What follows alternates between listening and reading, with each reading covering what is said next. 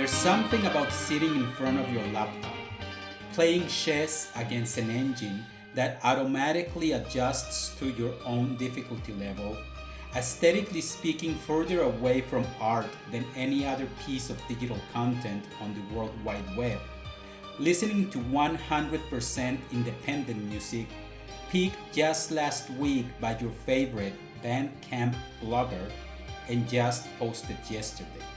That makes you feel like you can do whatever you want with the pawns and knights before you.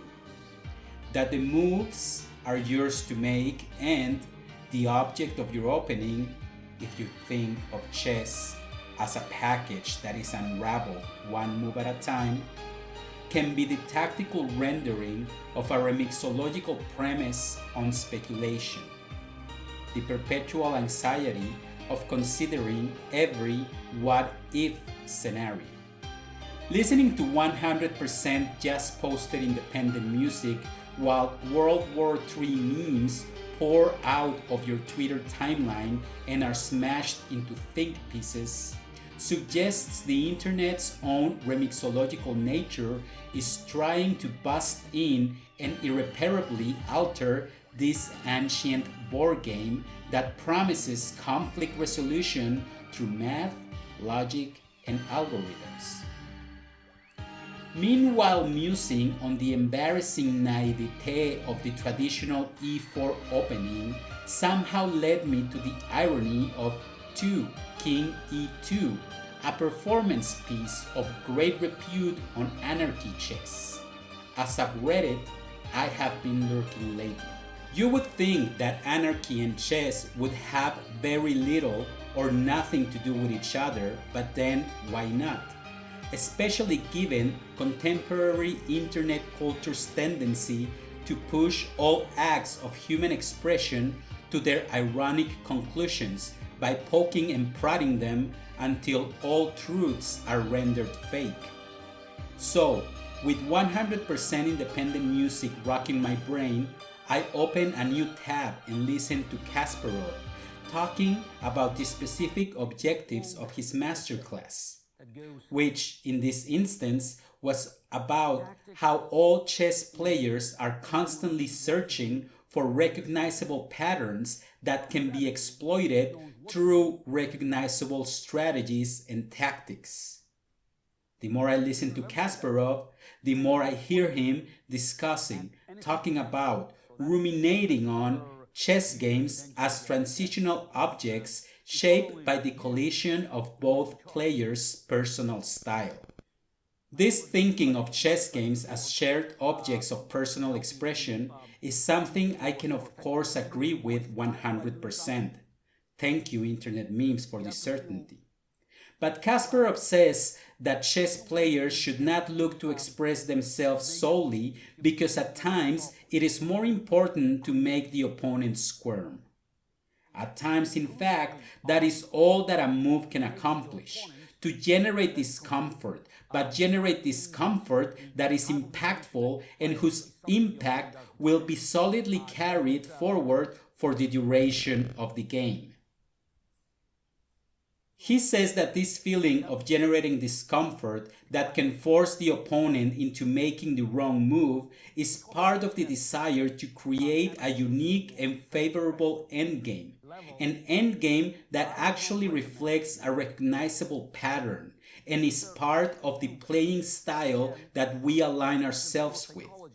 Because if the endgame is not compatible with our own personal style, then there is the risk that the endgame was made in the image of the opponent's own style and will not show any patterns we recognize.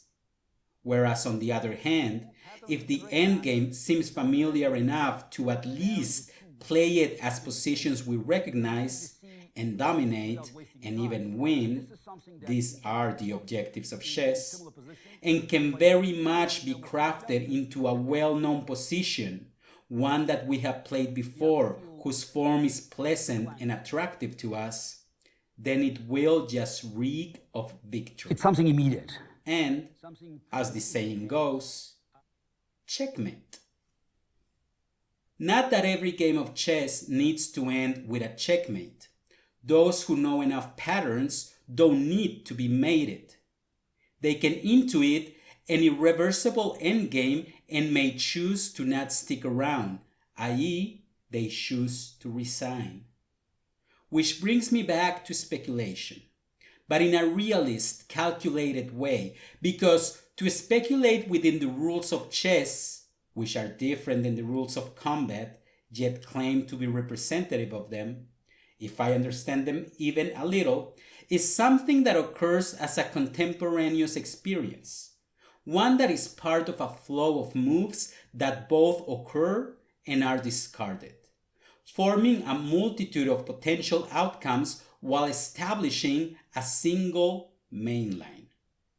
A main line, chess.com tells us, is the line that is played most often at the highest levels. Everything else is considered an offshoot. With offshoots in my head, I go back to my game only to find myself stuck in the nether line of 2 King e2, an offshoot itself of a main line that is totally unexpected and celebrated as anarchic in a game of calculated speculations that separate the experts from the amateurs and investigate every discarded what-if scenario, while at the same time adjusting for the actual position, looking for the quickest path towards a favorable pattern that can be experienced as a chance to make the opponent squirm, or even to achieve the kind of domination that cannot be anticipated, but is remixologically crafted one move and all speculations at a time as part of an opening ritual. Which reminds me of the morning ritual that America describes in the opening paragraphs of his source material Everywhere, which I have been remixing this whole time, although remixing is the wrong word.